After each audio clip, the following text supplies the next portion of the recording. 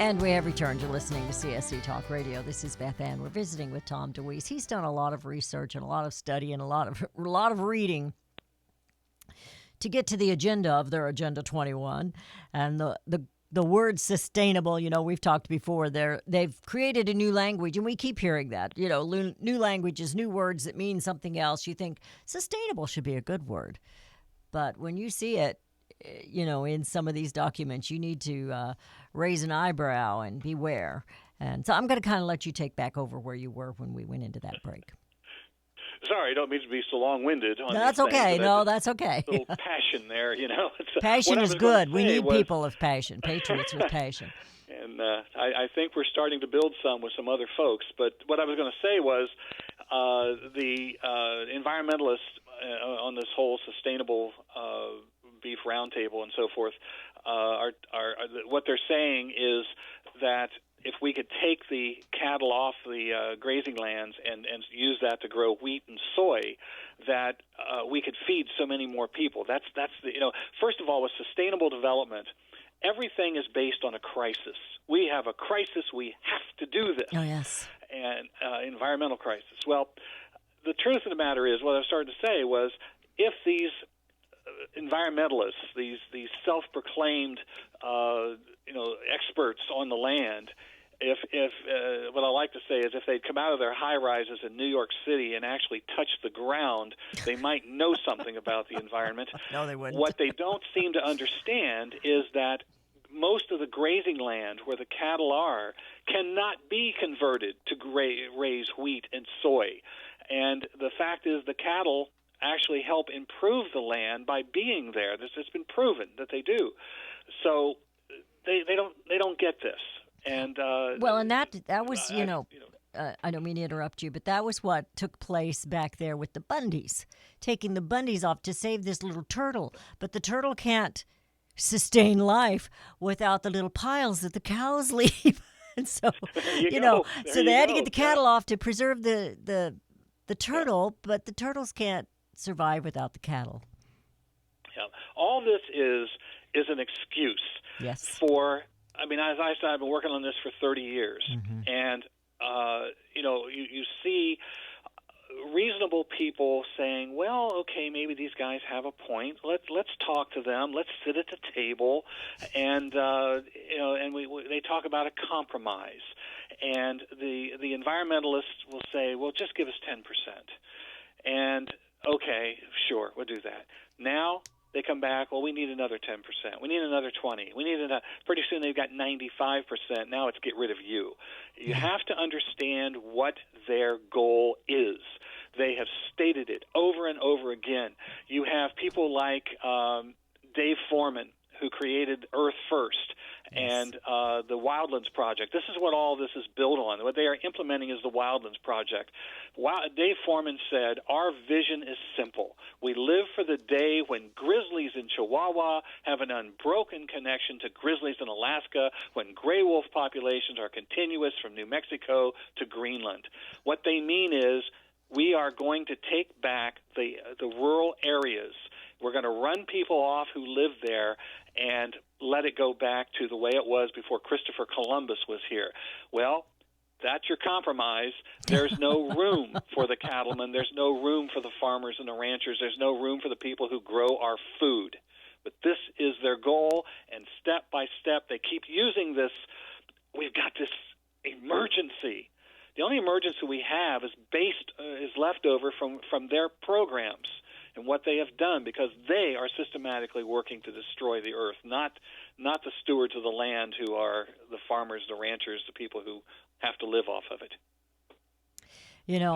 I know some of the folks down in New Mexico, and I haven't heard from them in a while, but they were talking about how they had to provide shelters for these children as they waited for school buses because of the wolves.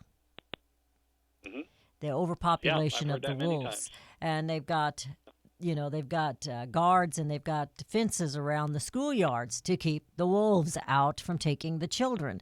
It's all, it's just crazy what's going on. And it's crazy that we sit and listen to it, that we put up with them. The Green New Deal and the gassy cows. What do you think that's all about? Exactly. I have said jokingly as I speak around the country that I would like to give Alexandria Ocasio-Cortez an award because she has been able to do more in 1 year than I was able to do in 27 to get people to understand how bad this is. Now, she didn't mean to do that, but that's exactly what she's done. And the award I want to give her is a little copter beanie. We'll put a little layer of tinfoil on it. I'll give her from my helmet. I'll give it to her. And it's environmentally correct because it has a propeller on top and it's wind-powered. So, this would be the appropriate gift for her. But she has, all of a sudden, people understand how bad this stuff is because of the Green New Deal. And this is why I've been so busy in the last year. I'm getting calls from elected officials and others saying, what do we do?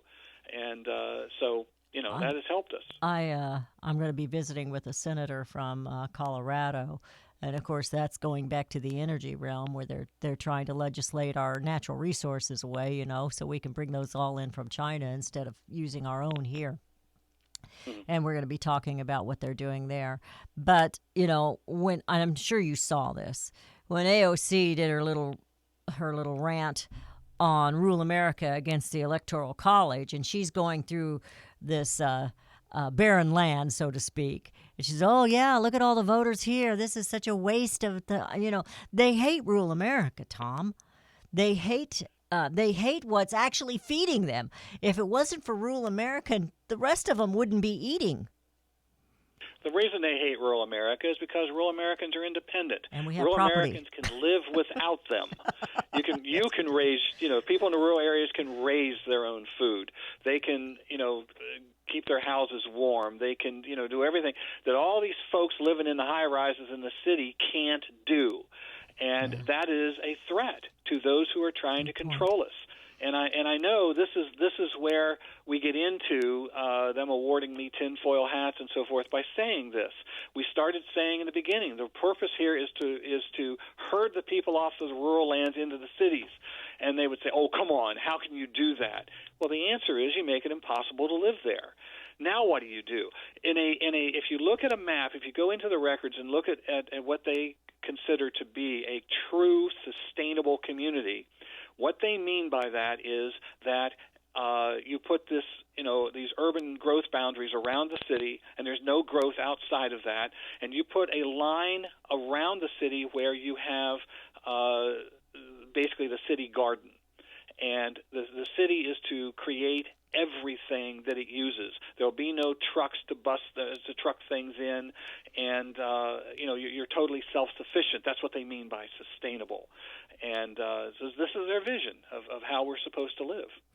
Yeah, you can vision what is going on in China, where all the people are put in one little area and they're just stacked up on top of each other. And they go to work if they have a job for the government, and they come home. And that's, they've got slave labor, and they've got this and they got that, but they don't have property. Yeah. I spoke before a Farm Bureau a couple of months ago, and I tried to explain to them it's about the property. Why do they hate rural America? Because you have the property. They want your land. And I still think that that's a lot of what's going on. And I like the way you put it, because we can live without them, but they can't live without us. It still makes their sustainable agenda kind of stupid. Well, that's mildly put, yes. I don't know how else to put it. I mean, if you're going to do away with somebody that's actually sustaining your life, your livelihoods, then you're not thinking straight. But you just look at all the different things that they've said over and over again. They have been very honest with us. When they accuse me of conspiracy theories and making this stuff up, I'm not creative enough to make this stuff up. All I'm doing is quoting them. Yes. And let me just give you two more. This really puts it right in what this is about. Another of Earth First people said, the native ecosystems and the collective needs of non-human species must take precedence over the needs and desires of humans. There's that. The UN's Habitat 1 conference said, land cannot be treated as an ordinary asset controlled by individuals and subject to the pressures and inefficiencies of the market. Private land ownership is also a principal instrument of accumulation and concentration of wealth, and therefore contributes to social injustice.